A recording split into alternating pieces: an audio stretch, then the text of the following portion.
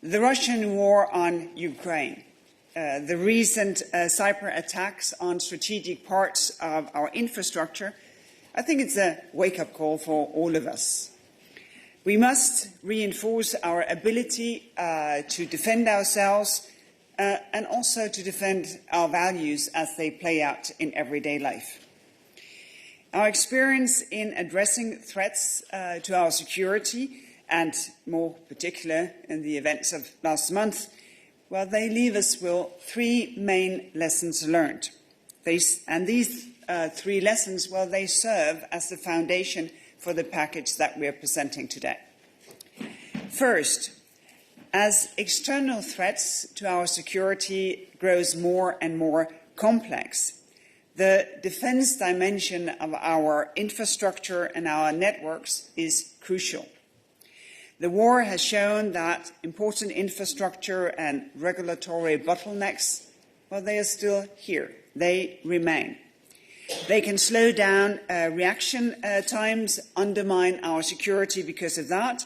So our package today brings solutions to those bottlenecks. Second lesson learned. The line between military and civil is getting increasingly blurred. This dual use of instruments and technologies means that we can do a lot more with what we have already. The package proposes actions to use civil resources and investment in a way that also benefits European defence. Thirdly, while defence remains primarily a responsibility of member states, there is a lot that we, the European Commission, can do to step up our game, especially through organising a more integrated and a more efficient coordination between countries. Let me just give you a few details before I pass the floor to colleagues here. First, on military mobility. In Europe, we have free movements of goods, services, people and capital. But for good and also historic reasons, we do not have free movement of military. But the thing is that we need to make sure that when crisis hits, member states' military can move quickly, that bridges and roads that are used for everyday travel can support the heavy-duty vehicles of the army, that military trucks and containers can seamlessly cross borders across the Union, and this goes for military personnel, but obviously also for equipment.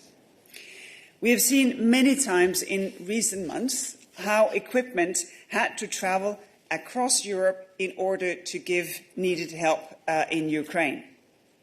So for military forces to make a real difference on ground, obviously they need to move fast. They must not be blocked over bureaucracy or lack of adapted infrastructure. And that is what we aimed at with the first action plan of 2018.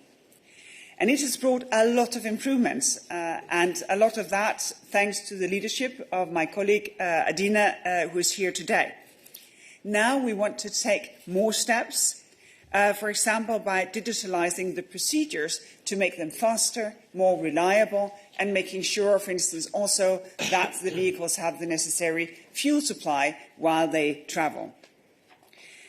The nature of threats, well, they have changed over the last decades, and we see an increasing number of malicious actions in cyberspace coming from both state and also non-state actors. So today, there is no European defence without cyber defence. That is why our second proposal today, the EU cyber defence policy, steps up our ability to protect both our military and our civilian assets from cyber attacks. We have seen it with the Russian attack on the Viasat satellite. Those satellites, they provide high-speed broadband both to commercial and military customers. So obviously, one can deeply affect military forces by attacking civilian infrastructure. And the same can be said about our 5G networks. their security is of utmost importance also from a defence perspective. So today, almost 3 years after we adopted the 5G toolbox, we are urging member states who have not yet imposed restrictions on high-risk suppliers to do that without delay, as a matter of urgency. Time loss can increase the vulnerability in our networks, so determined action is absolutely needed on those few member states who have been delayed in using the toolbox. The cyber defence policy that we present today puts forward new instruments. They will reinforce our collective ability to address cyber threats, from early detection of possible attacks to deterring future threats. We propose to increase cooperation on 3 main fronts: cooperation between member states' military, cooperation between civil and military, and cooperation between public and private sector. And also, and I think you will hear that at every press conference, there is an important dimension when it comes to skills. That people have the skills, the capability, that they're able to do what is actually needed, because our capacity to fight cyber threats depends also on having skilled people to be able to do it. Last but not least, threats to our security do not stop at our borders, neither should our responses to those threats. And that is why both proposals today includes provision to step up our cooperation with NATO and with partner countries, those who are like-minded and those who are in our neighbourhoods. Now I leave the floor to my colleagues. Thank you very much. Thank you. High Representative, you can continue. Well, good morning, and thank you to all of you. Thank you, Margaret, for your introduction and your remarks. As you said, the security environment in Europe has changed dramatically. Since last February, the war is back to our borders. And the Russian aggression against Ukraine is undermining peace, international rule-based systems globally, but it affects us. And we have to adapt our defense policies to this new environment. And that's a good occasion to wear my double hat, the head of the Vice Chairman, Vice President of the Commission, and the High Representative for Security and Defense, and maybe a third one, the chairmanship of the European Defence Agency, that's going to play an important role in the development of these policies. First, about military mobility and our second military mobility action plan. You know that there is no road for military vehicles, and not a specific road, they use the same roads. But look which is the weight of a Leopard tank, or which is the length of a train to transport military warfare. And then you could imagine easily that not all infrastructure are ready to support the weight and the length of the military warfare. So we need to adapt our mobility system in order for our troops be able to transport and deploy quickly all their military capacities. And this is critical for our defense.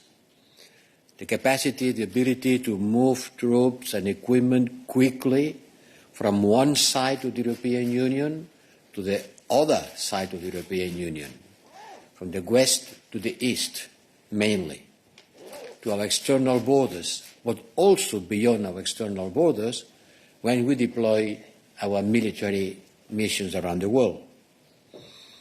And this requires to make bridges, tunnels and roads and trains ready to transport our military capacities.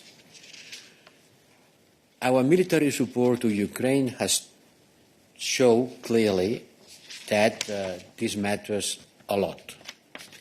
And this action plan aims to reduce the delays on transporting military capacity with 30 actions enabling to move safer and quicker, ranking from transport infrastructure, regulatory issues, preparedness and resilience. So let me focus on the elements of that plan that fall under my responsibility as High Representative and head of the Defence Agency. First, we have to update and expand the scope of military requirements. And this, for example, includes looking into the fuel supply chain. We need to be sure that there is a fuel supply chain from one side of Europe to the other side of Europe. And our military staff expertise will be key on designing this chain of fuel supply. Second, the European Defence Agency will take forward the work on cross-border movement permissions and customs formalities, establishing a network of smart logistics. With Member States, we will address gaps in strategic lift capacity to ensure that we are able to transport large-scale forces at short notice. And third, we have to work closer with our partners. The first one, NATO. NATO cooperation has to be intensified, but also with partners like Ukraine and Moldova. We have to share best practices with regional partners, with the Western Balkans. We have to be ready to prepare force deployment in this region, and we will address it with our transatlantic partners on regular dialogues. And from this point of view, I am happy to announce that the United Kingdom will join us on a PESCO project on trying to participate on military mobility. Second, on cyber defense. Cyberspace is the new strategic domain. It's the place of geostrategic competition, and it will become a battlefield. But cyberspace has no limits. Where is the space of the cyberspace? Everywhere. There is no borders. So to make the difference between the internal and the external doesn't make a lot of sense, because there is not a line between one thing and the other. But in any case, cyber war and cyber attacks has become an integral part of our modern warfare. The Russian aggression against Ukraine is being accompanied by repeated cyber attacks, not only against Ukraine, but also against us and against our partner countries. Remember that before the war was launched, a big cyber attack preceded the bombing of Kiev. So we are proposing to increase our ability to prevent, to detect, to deter the cyber attacks and defend ourselves against it. And we are following the same lines, the same verbs that we use on the strategic compass on security and defence. To act together for a stronger EU cyber defence, to secure our defence ecosystem, to invest in better cyber defence capabilities, and to partner to address common challenges. There is one common thread: better and stronger cooperation between the military and the civilians. The Commission is doing a lot on the civilian side of cyber defence. The military also. We have to link these two sides. We must create structures and mechanisms for cooperation among military actors to improve the situation, the awareness, the detection, and the preparedness and response. And that's why we are proposing on this plan to create an EU Cyber Defence Coordination Centre. It would act as a central mode to collect, to analyse, and to distribute cyber defence information. Also, an operational network of military computer emergency response team, with the European Defence Agency acting as the secretariat. This will expand our cyber rapid reaction teams and cyber defense exercises. Similarly, we need to address the gaps in the cyber defense workforce. We need to train, to educate, and to do exercises with the people that will work on this new battlefield. Because certainly we need to increase the number of people ready to participate in this kind of war, knowing that the classical warfare, the classical training of a soldier doesn't fit anymore to this new dimension of the war. And we will step our work in support of cyber defense capacity building of our partners also. We are doing that through the European Peace Facility, supporting Ukraine, supporting Georgia and Moldova, and we are looking to further advance with others, in particular in the Western Balkans, where some countries, like, for example, Albania, are suffering a lot of cyber attacks. Member States will lead the implementation of this plan, but we have the instruments and the initiative that can make a difference, presenting concrete strategic solutions, delivering on our commitments and ambitions that we already announced when the approval of the strategic compass. I am sure that this will make the European Union a stronger global security and defence actor. And I want to thank my colleagues from the Commission for the good cooperation between the civilian and military sides of our capacities. Monsieur le Commissaire, c'est à vous maintenant. Over to you, Commissioner. Merci beaucoup. Thank you very much Merci beaucoup à toutes et à tous d'être là to ce matin. everyone Merci for coming today. Margrethe. Thank you, Margaret. Merci Joseph, merci Adina. Thank you, Giuseppe and Edina. En vous écoutant, Margrethe, As I listened to you, Margaret and Giuseppe, I was saying to il y a myself quelques années, on aurait présenté that some ça years ago we would have presented this with one commissioner, but today you've got 4, Ça veut dire que vraiment, which means ces sujets that this subject traversent is cross-cutting and cuts across all the activities of the Commission, in particular our activities militaires. which have a military Le dimension. monde dans lequel nous sommes, In the world we currently live in, ce que nous commençons à adresser maintenant, this is what we are addressing étape now, par étape, stage by stage, with this initial response to what was proposed in the strategic compass, à savoir namely un besoin de mobilité. a need for On parle mobility. longtemps avec les ministres de la Défense We've talked about et that avec for a nos long partenaires, time nos alliés. with our partners and our On a allies. tout à fait évoqué, et le cas de la guerre en Ukraine nous démontre Talked about, as the Ukraine war shows, how necessary it is to have a coordination Et puis aussi, évidemment, tout ce qui concerne and maintenant also ce qui est désormais reconnu comme l'un des everything which is recognized as one of the contested areas, recognized as such, côté d'autres cyberspace, espaces contestés, like the other contested areas, the maritime area or space et ces deux proper. aspects, mobilité et These two cyber, aspects, cyber and défense, mobility, étaient vraiment clairement mentionnés and dans la boussole military stratégique, were, avec une both of demande these were mentioned in de the réponse. strategic Et c'est donc la compass with première a réponse request coordonnée which demanded a coordinated response, and this is our initial coordinated response to a need sous la direction évidemment de Joseph under Borrell, the direction of Josep Borrell, of ses course, équipes, and his dans la team, boussole. and Donc, which is contained in the un mot strategic d'abord sur la compass. cyber et So first of all, a little bit about cyber, and then we'll move on to the military side. Les aspects qui concernent la mobilité. D'abord sur la cyber. On the cyber aspect, as Joseph said, our desire is to better cooperate with all the defence actors. You have to call a spade. We have very good cooperation and coordination in civil cyber action.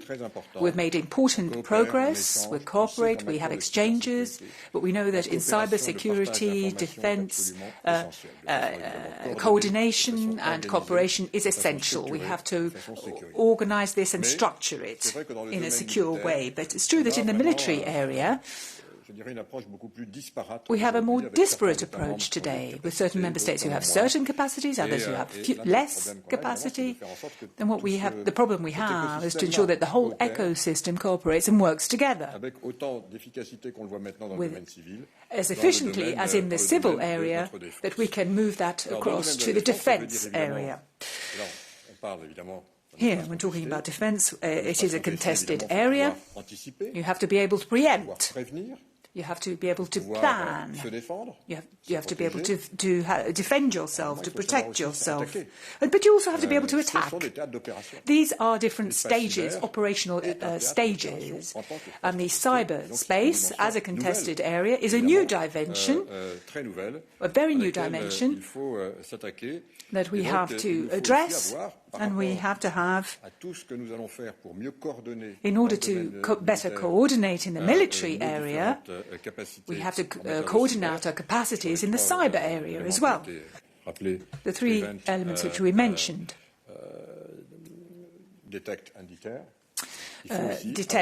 Prevent, detect, deter. We have to have this European deterrence in the cyber area as well. We need to have active response, rapid active response capacity. That's the first part of what we're announcing today, is the organisational side, the operational side, the functional side, so that we can really implement this new coordinated dimension, coordinated amongst all 27 member states. The second thing, which Margrethe was talking about in detail, but which I'd like to come back to nevertheless, concerns the implementation of European detection capacity for common attacks and operational solidarity. In the case of an attack, and in order to achieve this, we're drawing up an act, the EU Solidarity Act, in the cyber area, based on two pillars. The first is the creation of a European advanced detection infrastructure, which is very important, using SOCs, the security operations centres, often used in a civil area, civil domain. The aim of this now, its vocation is much more detailed, to form a real cyber shield and to inform member states of the real threats in real time. To anticipate threats, that is a very important aspect.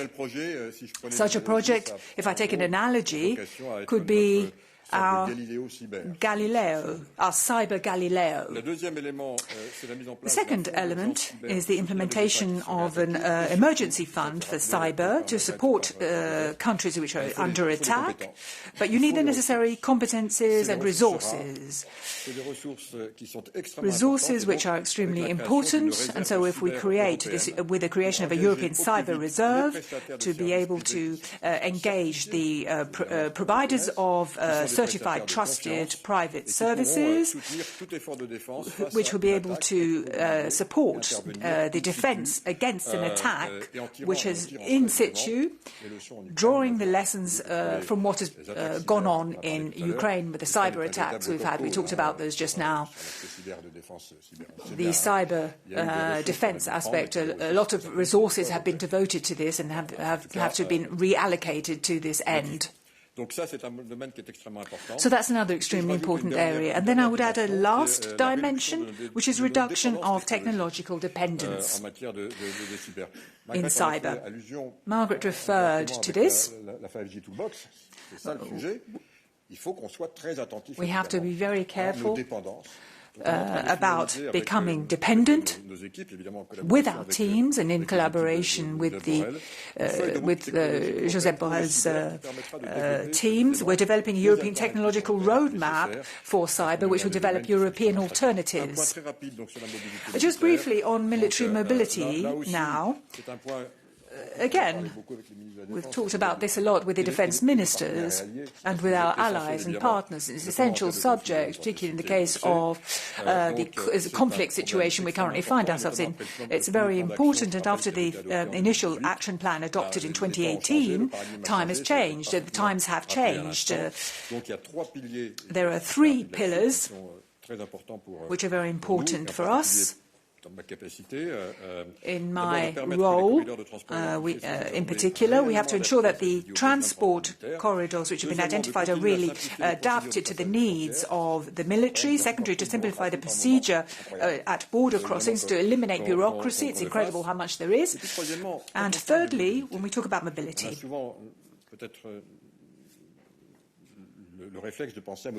We tend to think about mobility within the EU, and we're quite right to do so. We're 27 countries, we have our roads, we have our rail routes, there's a certain geography to take into account, but mobility is also access, points of access, entry into the EU. How do you enter? You come in through ports, airports. There too, we have to be very careful about the threats which the rising investments constitute by our systemic rivals, and how this can jeopardize mobility within the Union, because it's a matter of strategic sovereignty. So that's really what I wanted to say before I hand over to Alina. Thank you very much, Thierry. It's good that we are a developed team to work on military mobility, so I don't feel that alone. This being dealt with DG Move since the action plan in 2018. Military mobility, ladies and gentlemen, allows our armed forces and their equipment to move around the EU with ease. This is not as straightforward as it might sound, because the roads, the bridges, the runway in the airports, the ports themselves are not necessarily designed to accommodate heavy weights or very large equipment. We need to continue improving the capacity of transport infrastructure, as it was mentioned. We also need to streamline and harmonise complex, lengthy and diverging national rules, such as those on dangerous goods, customs, VAT and cross-border permissions. The new action plan opens a new chapter of work, building on the progress made since we first launched our military mobility initiative in 2017. It enlarges the scope of our joint efforts and proposes additional measures to improve military mobility, to shorten reaction time, to ensure secure and resilient transport infrastructure and capabilities. We will assess the extent to which today's physical transport infrastructure meets military requirements and what the current gaps are. We will carry out the assessment together with the External Action Service and in consultation with NATO. The findings will help us to prioritise infrastructure for development and to allocate funding at EU level appropriately. They will also help us to accelerate the expansion of dual-use infrastructure and ensure that our transport network is resilient. Aircraft configuration is another route to resilience and a very concrete example of how small changes can have an impact. If civil and military aircraft use the same spare parts, military planes should be able to use those certified for civilian ones. Today, there is too much duplication between the two certification systems, and the pilot project will be launched next year to simplify processes and improve synergies. Today, we are already co-funding dual-use transport infrastructure projects through our Connecting Europe facility. This has a dedicated military mobility budget of 1.69 billion euros for 21-27. In April this year, we have selected 22 dual-use projects for funding under the first call for proposals. Together, these projects are receiving 339 million euros in EU funding. Projects include railway infrastructure upgrades to allow the passage of larger and heavier trains, as well as work to increase port and airport capacity and strengthen road bridges. Under the second CEF call for proposals, we received 63 project submissions requesting more than 1 billion euros in funding. We will announce which projects have been selected in December. But we will also look into further increasing the CEF military mobility budget when we will carry out the mid-term review of the multi-annual financial perspectives. Finally, our proposal to revise the Trans-European Transport Network regulation supports this renewed drive to strengthen military mobility. For example, we have proposed a requirement to use the P400 loading gauge along the railways lines They are part of the TEN-T, so that containers can be carried on standard wagons. We propose that member states building new TEN-T railways lines do so using a standard European track gauge of 1,435 millimeters. This will improve interoperability and resilience along the TEN-T. We have also extended our 4 European transport corridors into Ukraine and one of them into Moldova. That's all from me, and of course, if you have questions, I'm willing to answer them. With the preference to colleagues in the press room, and then if there will be no questions in the press room, we will go to Interactio. First one was Aurélie, please.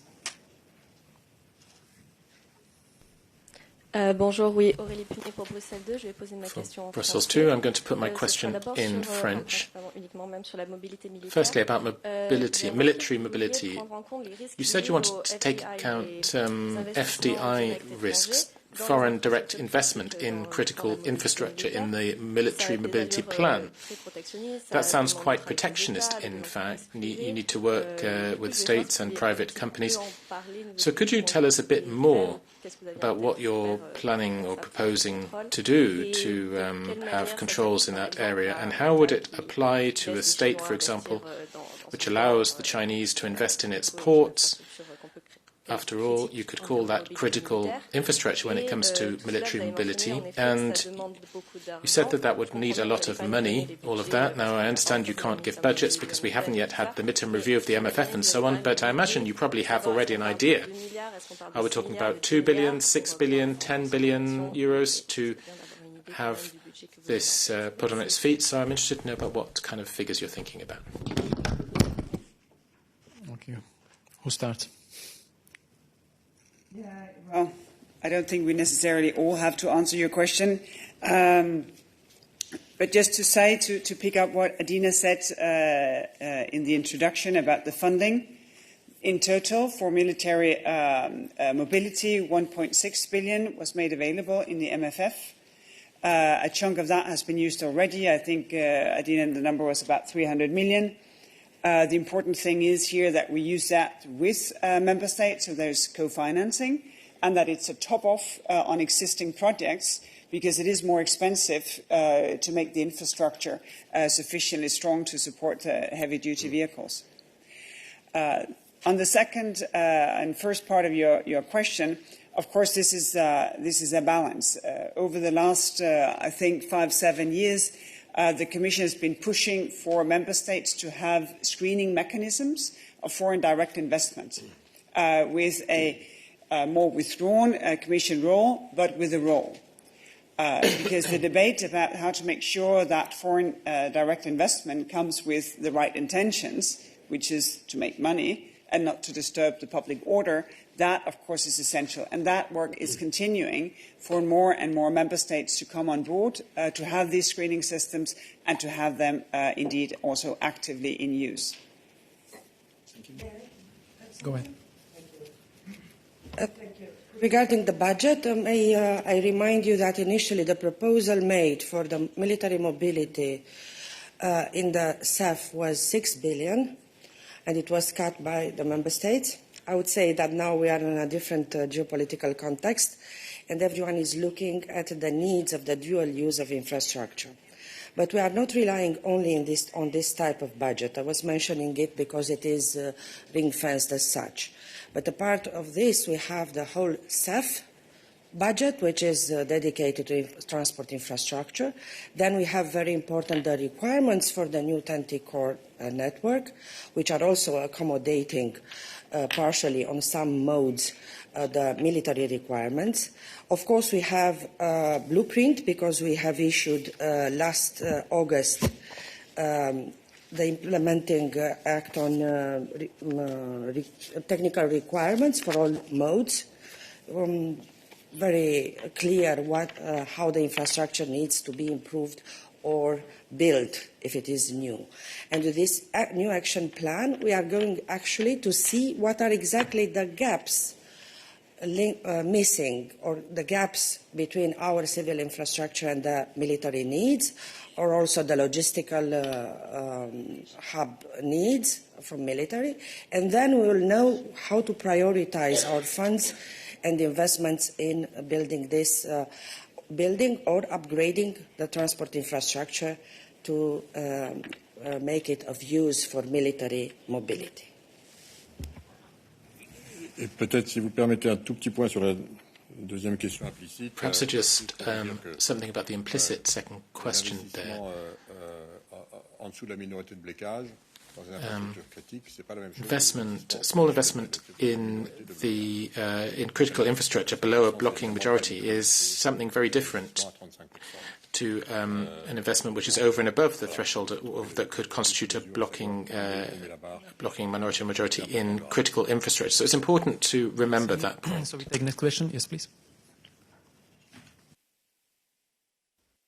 Hi, Gillian Deutsch with Bloomberg. I have two questions for the Executive Vice President Vestager. The first is that you mentioned the 5G toolbox and that certain countries have not yet phased out high-risk suppliers. I was wondering if there are certain countries that you are particularly concerned about. For example, Germany, which I think, for example, has a lot of Huawei technology still in use. The second is about EU concerns with the Inflation Reduction Act from the Americans. Do you have any updates on this new task force with the U.S., what you hope to accomplish with it? I know there are also talks about a WTO complaint. I was wondering what that exactly would accomplish, since that could take years, and if the EU is doing anything in the interim to ensure that investments don't move to the U.S. Thank you. On the 5G toolbox, no matter the country who is behind in using it, we have concerns. The countries who are put the toolbox in use, they have done that differently, reflecting that there is a different legacy in different countries, which is exactly as we would expect it to be. A number of countries, they have passed legislation, but they have not put it into effect. And obviously, passing legislation is a good thing. Making it work is even better. And that is the last stretch that we need now. It's a number of countries. It's not only Germany, but it is also Germany. On the question of the task force, they are getting to work. We consider this a very, very high priority. And I think it's important that we leave them to work. They have a very clear mandate to make sure that everyone can mirror themselves when it comes to the Inflation Reduction Act. It's a very good thing that the US is stepping up their efforts to fight climate change. What, of course, is now being discussed is how that plays a European businesses' level playing field in this area as well. I have full trust in the task force and their ability to come up with solutions in this very, very important field. Thank you. Anyone to add something? No, so then we go to another question from the press room. Alexandra, go ahead. Yes, Alexandra Brzezowski from Euractiv. I wanted to ask about third countries that have or will request to join the Youth Military Mobility Project. You mentioned the UK, but I understand that Turkey has applied a while ago as well. Do you think this is moving forward, and do you anticipate others that could be potentially interested or considered to join the project? Thank you. Maybe can answer this question. Yes, the request from Turkey is moving forward.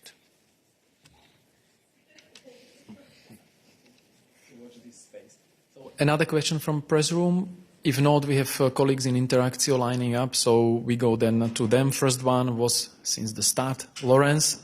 Lawrence, you can switch on camera, microphone, and pose your question. Hi, this is Laurens Cyrillus from Politico. I wanted to jump in with a question on cybersecurity, very much on topic, not so much on cyber defense though, but I hope you can allow me to ask it. We published a story this morning about the COP27 conference and an application that was developed by the Egyptian government for this conference and for attendees to download and navigate the conference. Several experts have warned for security risks in this application, and Commission spokesperson also advised journalists not to download this application. My question is, first of all, what has been the Commission's communication towards its own staff and officials at the COP27 conference about using this application? And then secondly, what is your message to the Egyptian government and the organizers of the COP27 conference about the security risks that this application poses, and has there been any dialogue with the Egyptian government on this? Thank you. Well, I'm not sure it falls into the remit of what we are discussing here today, so unless our members of the college want to react. Yeah. So no, we go to the topic of the press conference. So we take another colleague who is raising hand on Interactio. Luis with. Hello, and thank you for the briefing. I'm Louise Witt from the Danish Daily Borsen. First, a question for Executive Vice President Vestager. You talked in your introduction about a wake-up call. It would be great if you could elaborate a bit on that. What kind of cyber risks are we facing at this moment? What has made an impression on you personally? How vulnerable, how exposed do you think we are in the EU at the moment? And so how big is the need to act and cooperate and invest more? And then for Commissioner Breton, you mentioned that we also need to be able to attack, not only defend. I was wondering if you could explain a bit more what kind of abilities to attack do you envision in terms of the cyber defense area? And would this fall under the military cooperation part, or where would this be located in your new policy proposal? Thank you.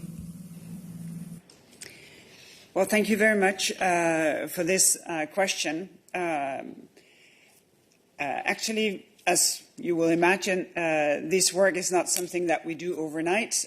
So for quite some time, we have seen attacks on Europe that gives us worry, let alone the Russian war on Ukraine. You had the attack on the Irish health system, 21, which is literally a question of life and death because data was not available.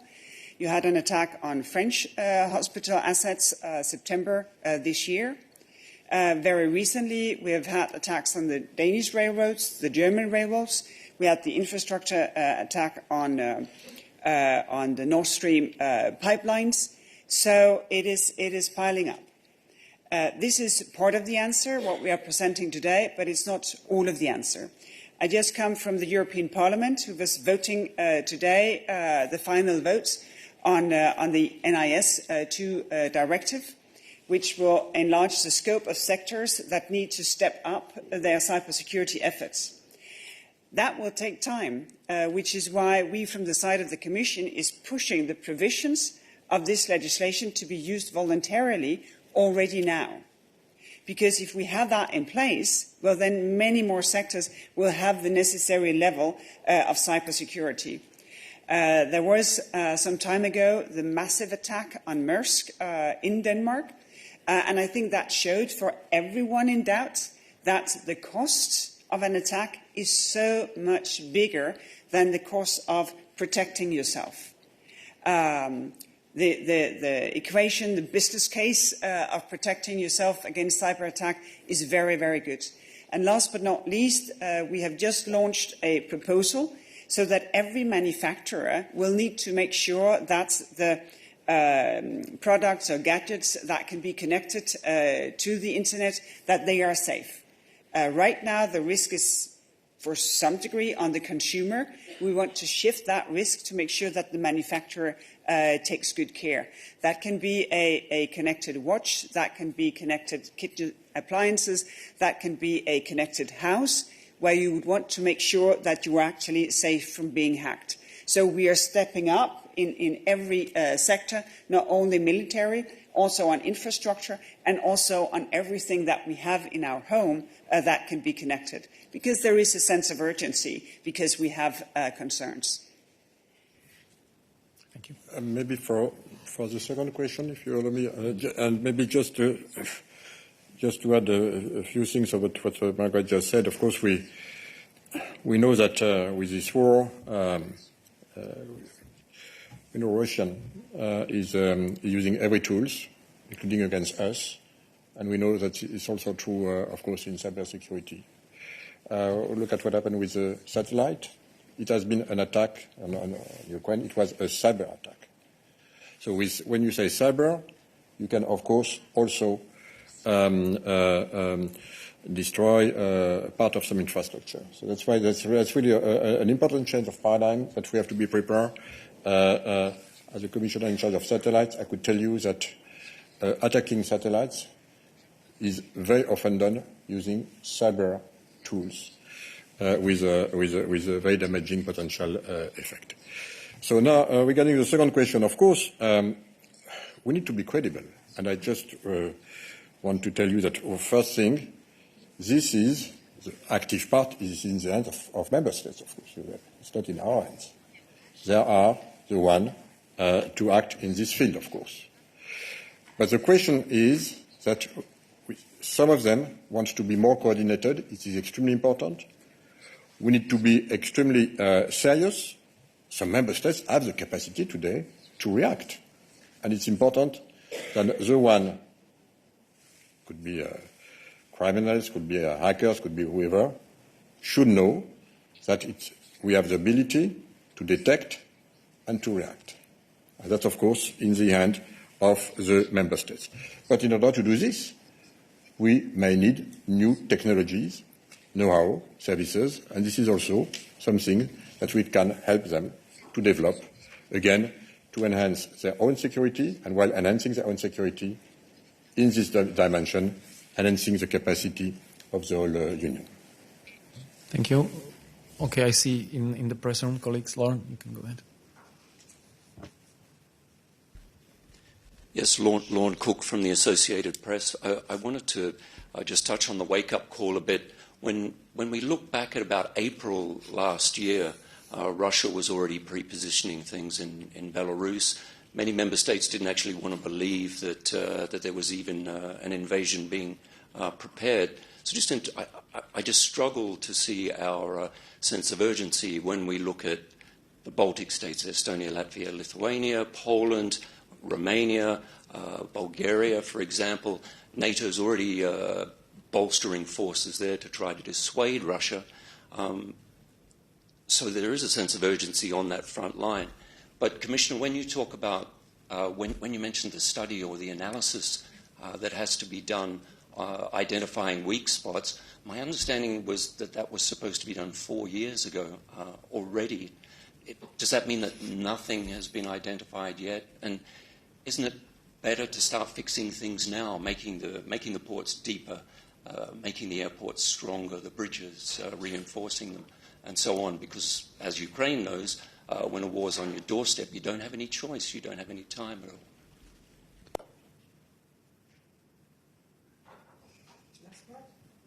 Last question. I can answer. Of course, a lot has been done. We had an action plan for military mobility from back 2018. Before that, there was absolutely no link and no communication between the transport policy and military. So it started from scratches. And we started sharing with the maps, identifying requirements. When I'm saying that we are still going to make an analysis is that we need to find out from our partners, military in member states and also from NATO, what they consider at this stage of being missing and a priority. Because now the budget for military mobility investments is on the table. So it's not an analysis starting from nothing. It builds upon an action plan back from 2018. Many of the measures were accomplished, what we decided at that time that it's needed to be done. And of course, now it has to be updated. Actually, this action plan on military mobility is 2.0 because it's an upgrade, an upgrade of what we have done until now. Of course, for this, they were in charge the member states' governments to put the investments on bridges or whatever their military were telling them. But at this stage, being able to have a better look, pan-European cross-border mobility, of course, these missing links needs to be told us by our partners from military and NATO. The same with a map of logistic hubs they need. We know what we have in our network, civilian one, but if they put a finger on a map and they say, here we would need something, then we can look at the infrastructure existing already and see if it can be used or not by the military. But this is already a second stage of our started cooperation from back then. Thank you. High Representative, you want to add anything to the question? Yes, certainly not everything has been done yet. We have made an important progress on the last month, but let's recognize that bottlenecks remain. And these bottlenecks, sometimes they are not just physical. For example, it takes at least 5 days for a cross-border for military capacity from one country to another. That's too long. And that's too long because it's done in not digital manners. And we are trying to develop a digital system shared by all member states in order to facilitate the movement through the borders. It's not physical, it's not a bridge, it's not a road, it's la paperasse, like in France, red tape. And this has to be changed. And you could say, yes, you should have foreseen that before the war. Maybe. I remember when we were discussing the financial perspective. And that time, the European Peace Facility and military mobility were certainly not considered something, let's say, extraordinarily needed. And they suffered quite an important cut during the budgetary discussion, because nobody had in mind what is going to happen. Certainly, we would be very happy if we could have more money in the European Peace Facility, in the European Defence Fund, and on the military mobility. But when we were discussing that before the war, much before the war, at the beginning of our mandate, the war was not in our radar screen. And we had been trying to work in order to avoid the war until the last minute. Until the last minute, we were trying to avoid the war. It has not been possible, and certainly it requires for us to engage more, to allocate more resources and speed up our activities in this front. Not everything has been done before, but our projects and our proposals today is a matter of taking more awareness and acting quicker in order to face the current situation. Thank you. I'm afraid we will have to wrap it up here because our speakers need to leave, and we also need to make space for the midday press briefing. So thank you very much, commissioners, vice presidents, and for those of you colleagues, journalists who still have energy and questions, midday will start in a few minutes. Thank you.